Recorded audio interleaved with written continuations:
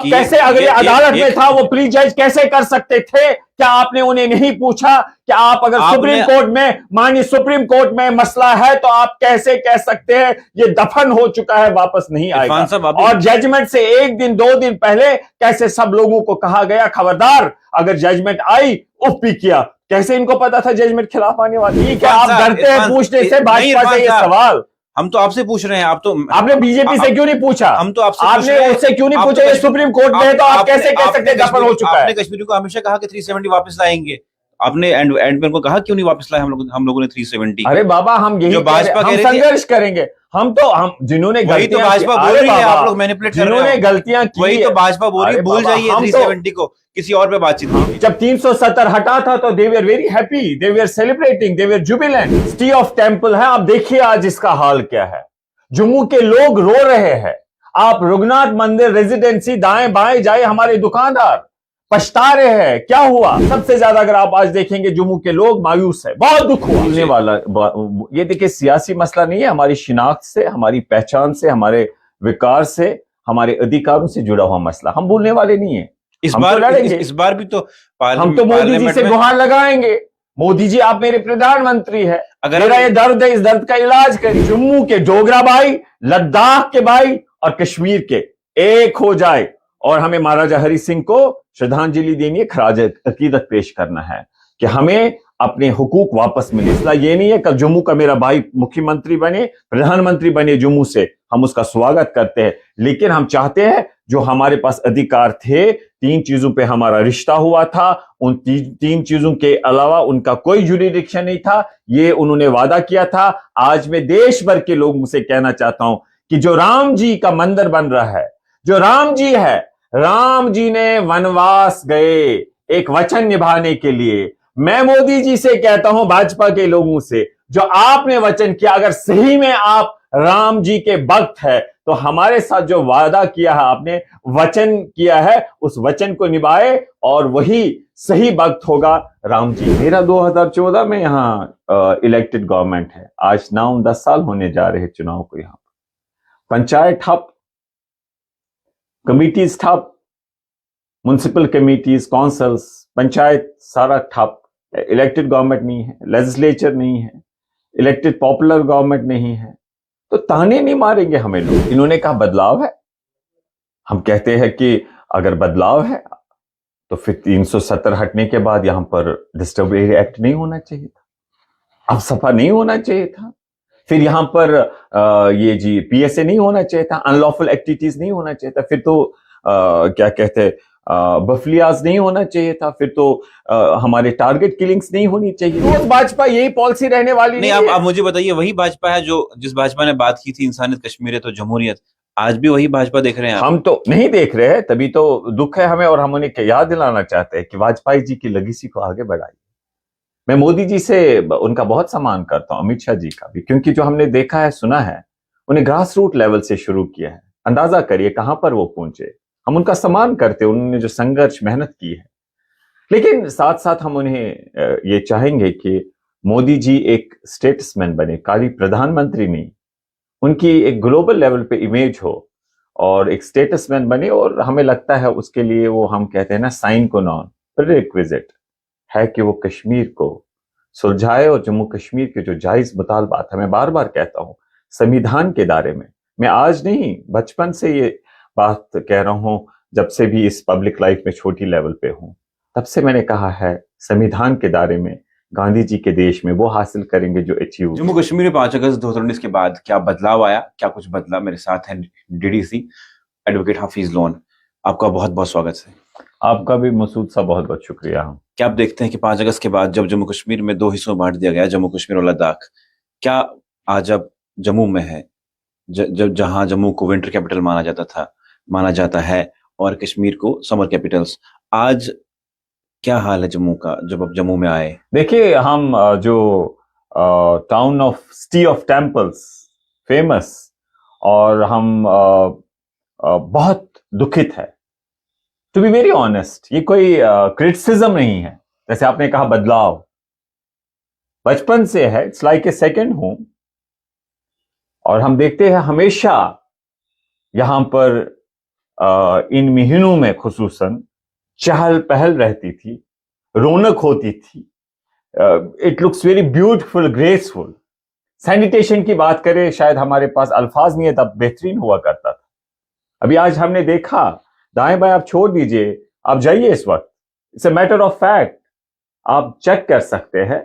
आप अगर इस वक्त रेजिडेंसी जो हार्ट ऑफ सिटी है वहां देखिए गार्बेज, वहां देखिए किस तरीके से इसका एडजॉइनिंग एरिया, तो आप अंदाजा कर सकते हैं कि जो स्वच्छ भारत है, जो या डेवलपमेंट की बात की जाती है, बदलाव की बात की जाती है, पॉजिटिव सेंस में जो सरकार क्लेम करती है, हम उसे इत्फाक नहीं रखते। बहुत से एरिया में अच्छा काम हुआ है, लेकिन यह कहना कि 370 के हटने के बाद सियासी तौर कश्मीर का जो समस्या था वो सुलझ गया है, डेवलपमेंट हुई है, और जो भी लेकिन सवाल ये पूछना चाहूंगा, हम उस चीज पे उनसे एग्री नहीं करते हैं। लेकिन सवाल ये है कि जो दरबार मुंह की प्रैक्टिस रोक दी गई, ये सरकार ये कहती कि इससे जम्मू कश्मीर की बेहतरी हुई। आप क्या इससे मानते हैं, बेहतरी हुई या नहीं हुई? देखिए, हम यही कहते हैं, आपको तो एग्जाम्पल हम देते हैं कि जो ये टेम्पल, सिटी ऑफ टेम्पल है, आप देखिए आज इसका हाल क्या है।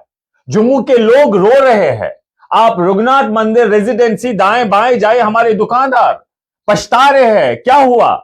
जब 370 हटा था तो they were very happy, they were celebrating, they were Jubilant.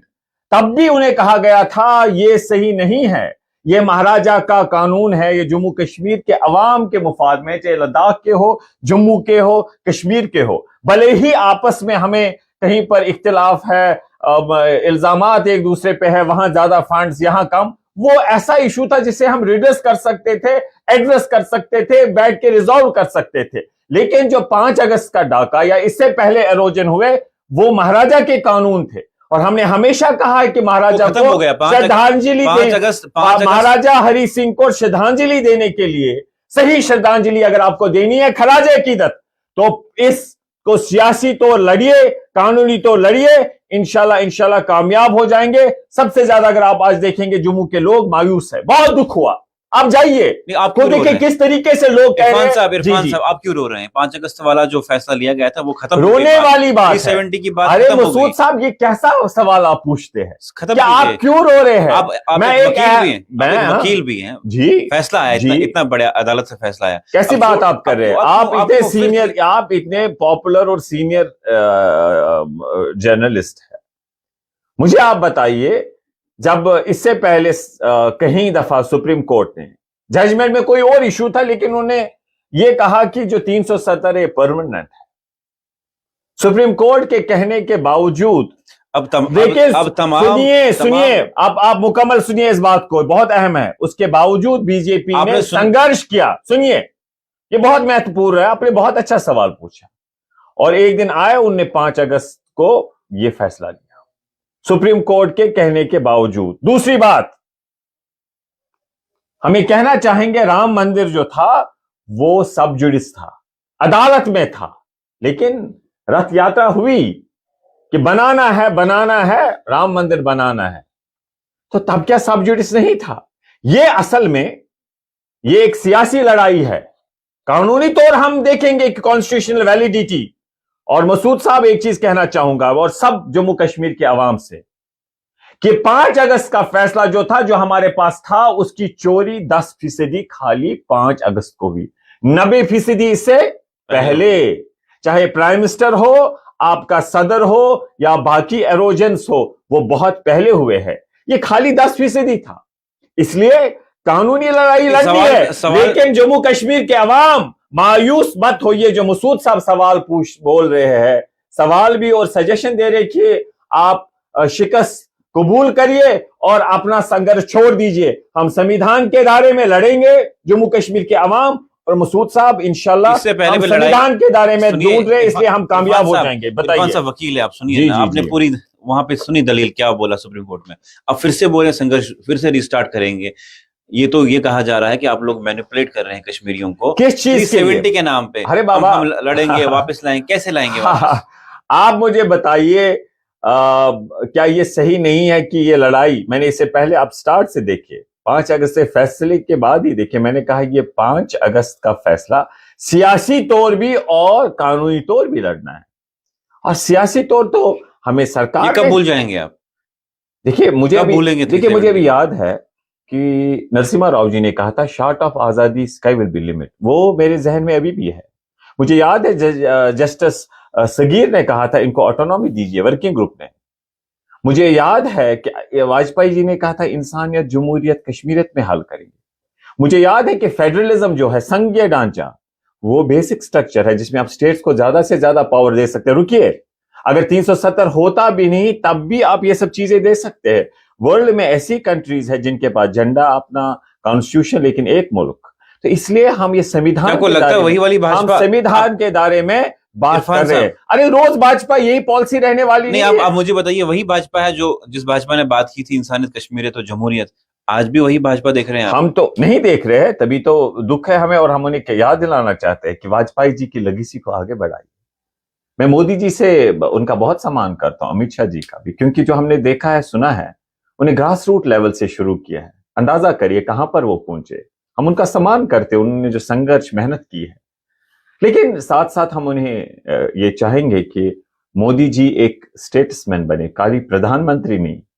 उनकी एक ग्लोबल लेवल पे इमेज हो और एक स्टेटसमैन बने। और हमें लगता है उसके लिए वो, हम कहते हैं ना, साइन को नॉन प्रीरिक्विजिट है कि वो कश्मीर को सुलझाए। और जम्मू कश्मीर के जो जायज मुतालबात है, मैं बार बार कहता हूं, संविधान के दायरे में।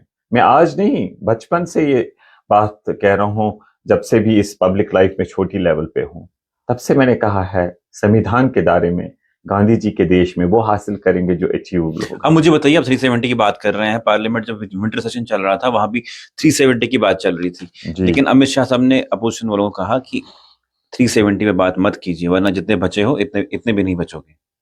नहीं, देखिए, वो सही बात नहीं है। वो सत्ता का घमंड है, तो इसके लिए हम सबको संघर्ष करना है। उनने ऐसी बात कही तो हम इसमें सारे लोग जो है, जो भी संविधान पे विश्वास रखने वाले लोग हैं, कॉन्स्टिट्यूशन ऑफ इंडिया को मानने वाले इन अ सेंस, तो मैं ये समझता हूं कि उनके लिए मैटर ऑफ सीरियस कंसर्न है। आपने अगर देखा होगा, मुझे बहुत दुख होता है, because I am a nationalist. I want this country to prosper. I want resolution through dialogue to every issue. This suits this country. I will continue say like that.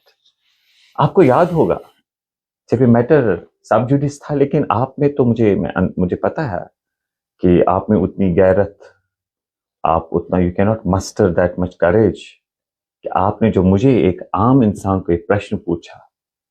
आप बीजेपी वालों से ये प्रश्न पूछते कि अगर सब जुडिस मैटर है पिछले 4-5 साल से, तो आप कैसे कह सकते हैं ये दफन हो चुका है, नहीं वापस आएगा। पूरी कॉन्फिडेंस के साथ कहते थे। आप लोगों ने, आप बुरा मत मानिएगा, मैं ओवरऑल कह रहा हूं कि जिस तरीके से मीडिया को दबाया गया है, आप लोग नहीं कह सकते उनसे कि आप कैसे कहते हो कि ये 370 वापस नहीं आए। वो तो कहते हैं, हमें पता है कि तो आप कैसे, अगर ये अदालत में था, वो प्री जज कैसे कर सकते थे? क्या आपने उन्हें नहीं पूछा कि आप अगर सुप्रीम कोर्ट में, माननीय सुप्रीम कोर्ट में मसला है, तो आप कैसे कह सकते हैं ये दफन हो चुका है, वापस नहीं आएगा? और जजमेंट से 1 दिन 2 दिन पहले कैसे सब लोगों को कहा गया, खबरदार अगर जजमेंट आई, उफ भी किया। कैसे इनको पता था जजमेंट खिलाफ आने वाली है? अब मुझे बताइए ना, आपने पूछा ऐसा प्रश्न? अभी तो वकील है, चिल्लाने से क्या होगा? अब मुझे ये बताइए कि उन्हें पहले ही पता था ये टेम्परेरी प्रोविजन है, उन्होंने सभी दलीलें आप लोगों को दी, उसके बाद भी आप इस चीज को एक्सेप्ट नहीं कर रहे हैं। आप कैसे? उन्होंने जब पहले ये बता दिया, उन्होंने पहले ये बताया, वो कानूनी बात नहीं आए बाबा, वो कहा ना, वही हुआ एंड पे। मैं क्या जो आप कह रहे थे वो हुआ, वो तो हुआ। अरे बाबा, क्या बात कर रहे हैं आप? तो ये कह रहे थे वापस आ जाएगा। आपने जब इरफान साहब, आपने तो कहा वापस आएगा, हम वापस लेके आ जाएंगे। जब हम वापस आएंगे कश्मीर में, तो 370 को लेके आएंगे। आप तो जब वापस आए तो 370 तो आप मेरी बात को समझ ही नहीं पा रहे हैं। मैं कह रहा हूं जो आपका मौकूफ था, फॉर एग्जाम्पल मैं कह रहा हूं, और दूसरे साइड का मौकूफ है भाजपा। आप सुनिए, आप जब आप कह रहे हैं अनकॉन्स्टिट्यूशनल है, वो कहते हैं कॉन्स्टिट्यूशनल मैटर चला सुप्रीम कोर्ट। तो लेकिन जो मर्यादा होती है सुप्रीम कोर्ट की, जो वो अपनी बात है, उनको प्रेसिडेंट है, भरोसा था ना उनको अपनी बात पे, भाजपा को भरोसा था। अरे आप क्या बात बोल रहे हैं, आप कह रहे थे 370 वापस लाएंगे। आपको पता ही नहीं है, ये तो परमिसिबल नहीं है भाई। वो ठीक है, आपने नहीं पूछा, वो ठीक है, वो ठीक है, आप ठीक है, आप डरते हैं पूछने से भाजपा से ये सवाल। हम तो आपसे पूछ रहे हैं, आप तो आपने बीजेपी से क्यों नहीं पूछा? हम तो आपसे आपने उससे क्यों नहीं पूछा? ये सुप्रीम कोर्ट में है, तो आप कैसे कह सकते हैं दफन हो चुका है? आपने कश्मीर को हमेशा कहा कि 370 वापस लाएंगे, आपने एंड में उनको कहा क्यों नहीं वापस लाए हम लोगों ने 370? अरे बाबा, हम यही हम संघर्ष करेंगे, हम जिन्होंने वही तो भाजपा बोल रही है, आप लोग मैनिपुलेट कर रहे हो, जिन्होंने गलतियां की, वही तो भाजपा बोल रही है, भूल जाइए 370 को, किसी और पे बातचीत कीजिए। I am too small a person, मैं किस खेत की मूली हूँ, मैं तो छोटी लेवल पे एक छोटा सा संघर्ष कर रहा हूँ। अब भाजपा बोल रही है भूल जाइए 370। आप जिन लोगों ने ये कहा है, जिन लोगों ने इसे नहीं बचाया, उनसे जवाब आप पूछिए। इरफान साहब, भाजपा बोल रही भूल जाइए 370, किसी और पे सियासत हम भूलने वाला, ये देखिए सियासी मसला नहीं है, हमारी शिनाख्त से, हमारी पहचान से, हमारे विकार से, हमारे अधिकारों से जुड़ा हुआ मसला, हम भूलने वाले नहीं है। इस बार भी तो हम तो मोदी जी से गुहार लगाएंगे, मोदी जी आप मेरे प्रधानमंत्री है, अगर मेरा ये दर्द है, इस दर्द का इलाज करिए। अगर आप इतना आप इस आवाज को क्यों नहीं बढ़ावा देंगे? अगर आप इतना चिल्ला के बोल रहे हैं, वो भी तो पार्लियामेंट में उन्होंने कहा, अमित शाह साहब ने, जो इतना बोल रहे हैं टेम्परेरी प्रोविजन नहीं था तो परमानेंट कर देते आप। तो देखिए, जिन्होंने ये नहीं किया, किनकी गलतियां फिर ये, उसमें तो आपके कश्मीरी भी बहुत सारे इन्वॉल्व हैं। बाबा, I am not here to blame anybody, गलतियां सबसे हुई है, लेकिन वक्त की जरूरत है। जम्मू के डोगरा भाई, लद्दाख के भाई और कश्मीर के एक हो जाए, और हमें महाराजा हरि सिंह को श्रद्धांजलि देनी है, खराज अकीदत पेश करना है कि हमें अपने हुकूक वापस मिले। मसला ये नहीं है कल जम्मू का मेरा भाई मुख्यमंत्री बने, प्रधानमंत्री बने जम्मू से, हम उसका स्वागत करते हैं, लेकिन हम चाहते हैं जो हमारे पास अधिकार थे, 3 चीजों पे हमारा रिश्ता हुआ था, उन 3 चीजों के अलावा उनका कोई जुरिडिक्शन नहीं था, ये उन्होंने वादा किया था। आज मैं देश भर के लोगों से कहना चाहता हूं कि जो राम जी का मंदिर बन रहा है, जो राम जी है, राम जी ने वनवास गए एक वचन निभाने के लिए। मैं मोदी जी से कहता हूं, भाजपा के लोगों से, जो आपने वचन किया, अगर सही में आप राम जी के भक्त है, तो हमारे साथ जो वादा किया है, आपने वचन किया है, उस वचन को निभाए, और वही सही भक्त होगा राम जी का। जो राम जी ने वनवास गए, किस लिए गया था? उन्होंने वचन किया था। इन्होंने भी हमारे साथ वादा किया था, पूरे देश ने, सरकार ने, कि हमारा रिश्ता आपको 3 चीजों पे रहेगा। और हम जैसे लोग, संविधान को मानने वाले लोग, हम जैसे लोग कहते हैं कि भारत जो है एक अच्छा लोकतंत्र है, कि इसके साथ ही संविधान में हल निकलेगा। हम जैसे लोगों को भी इन्होंने बहुत दुखित किया है, दिल तोड़ा है हमारा। लेकिन भाजपा ये कहती है, अमित शाह साहब ने यही कहा कि जो नेहरू जी की गलती है और जो शेख साहब की गलती है, हमने पीओजे के खोया और कश्मीर में ऐसी हालात बनी। देखिए, वो हिस्टोरिकल बात है, हम उस पे नहीं जाएंगे। हम ये कहेंगे कि मेरे जैसे देशभक्त को ताने मारते हैं मसूद साहब लोग। मैं बहुत सारे लोग बदलते रहते हैं, मैं बाय कन्विक्शन जो हूं, बाय कन्विक्शन हूं। मुझे लोग ताने मारते हैं ना, वो कहते हैं you talk about nationality, you talk about this beautiful democracy, one of the mother of the democracy, this is largest democracy, लोकतंत्र एक बहुत अच्छा देश है। मुझे ताने मारते हैं, लगाते हैं वो लोग। वो मुझे कहते हैं कि जो दूसरा साइड वाला कश्मीर है, उनके पास तो प्रधानमंत्री है, उनके पास तो राष्ट्रपति है, उनके पास अपनी विधानसभा है, उनके पास अपना न्यायालय है। मेरा 2014 में यहाँ इलेक्टेड गवर्नमेंट है, आज 9-10 साल होने जा रहे हैं चुनाव को। यहाँ पंचायत ठप, कमिटीज ठप, म्युनिसिपल कमिटीज, काउंसिल्स, पंचायत सारा ठप। इलेक्टेड गवर्नमेंट नहीं है, लेजिस्लेचर नहीं है, इलेक्टेड पॉपुलर गवर्नमेंट नहीं है, तो ताने नहीं मारेंगे हमें लोग। मैं फिर भी इस देश को बहुत खूबसूरत मानता हूं, लेकिन सही में मैं कोई मजाक में नहीं कह रहा हूं। मैंने ऑनरेबल सुप्रीम कोर्ट के सामने ये बात रखी, इसीलिए मैं कहता हूं मुझे ताने मारे जाते हैं, भले ही वो कागजों पे हो वहां पर उनके पास, हमारे पास उससे ज्यादा ये खूबसूरत मुल्क है, लेकिन आगे तो लोग ताने मारते हैं। किस देश की आप बात करते हैं? You are proud nationalist, but इसीलिए भाजपा कहती है कि उनके पास ये स्वायत्तता हमें क्यों नहीं है? भाजपा ये कहती उनके पास झंडा भी है मसूद भाई। भाजपा ये कहती है कि पीएचडी के अलावा और ये 5-6 कश्मीरी जो नेता है, इनके अलावा 370 कोई वापस नहीं मांग रहा है, बाकी लोग सब खुश हैं। ऐसी बात नहीं। देखिए, अगर आपके पास किसी के साथ राजनीतिक अपोनेंट है, विचारधारा पे आप किसी से मुखालिफ है, वो अलग बात है। किसी ने अगर इस पे राजनीति की है अभी तक, ठीक है, उसका मतलब ये नहीं है कि जो लोगों की भावना है जम्मू कश्मीर के आवाम की, जम्मू में कोई 370 को चाहता है। आप कहां? यहाँ पे कोई 370? जम्मू के लोग सबसे ज्यादा उनसे बात की। अरे सुनिए ना, उनको सबसे ज्यादा गुस्सा है उन लोगों का। उनको बताया गया कि भाई देखो, ये राजनीतिक दल ये भेदभाव करते थे, ऐसा होता था, उस कारण वो कहते। लेकिन आज वो समझते हैं कि आपने किससे बात की जम्मू में? आम जनता से। आम जनता से नाराज है लोग, कहते हैं कि हम एक दूसरे जम्मू वर्सेस कश्मीर कर दिया, तो बाकी तो वो कहते हैं कि सबकी शिनाख्त का मसला था। क्या खूबसूरत मैकेनिज्म था, क्या खूबसूरत पहचान थी इस राज्य की। अरे ये एक फुल फ्लेज स्टेट था। मसूद साहब, क्या बोलते हैं आप? ये पूछने वाली बात है? कैसा सवाल पूछते हैं आप? एक हिस्टोरिकल सवाल है ना इरफान साहब, गुस्सा नहीं हुई, सवाल है ये। एक हिस्टोरिकल स्टेट है, उसे आप यूटी बनाते हैं और कहते हैं लोग खुश है। अरे यहां तो लोग सेलिब्रेट करते हैं जब किसी यूटी को स्टेट बनाते हैं, और आप ऐसा प्रश्न पूछते हैं। फॉरगेट अबाउट अदर थिंग्स, आप मुझे बताइए, एक स्टेट को यूटी बनाया गया और आप कहते हैं कि क्या लोग खुश है इससे? कैसे खुश? सेंटर कह रही, ये पूछने वाला सवाल नहीं है। दर्जा वापस मिलेगा। इरफान साहब, गुस्सा बहुत होते हैं आप। सवाल नहीं पूछेंगे तो फिर क्या करेंगे हम लोग? हमारा काम है सवाल पूछना। आप जम्मू में बैठे हैं, हमने ये सवाल पूछा कौन लोग जम्मू के चाहते हैं 370? जैसे आपने किसने चाहा 370? देखिए, इन्होंने कहा बदलाव है। हम कहते हैं कि अगर बदलाव है तो फिर 370 हटने के बाद यहां पर डिस्टर्ब एरिया एक्ट नहीं होना चाहिए था, अब सफा नहीं होना चाहिए था, फिर यहां पर ये जी पीएसए नहीं होना चाहिए था, अनलॉफुल एक्टिविटीज नहीं होना चाहिए था, फिर तो क्या कहते हैं बफलियाज नहीं होना चाहिए था, फिर तो हमारे टारगेट किलिंग्स नहीं होनी चाहिए थी।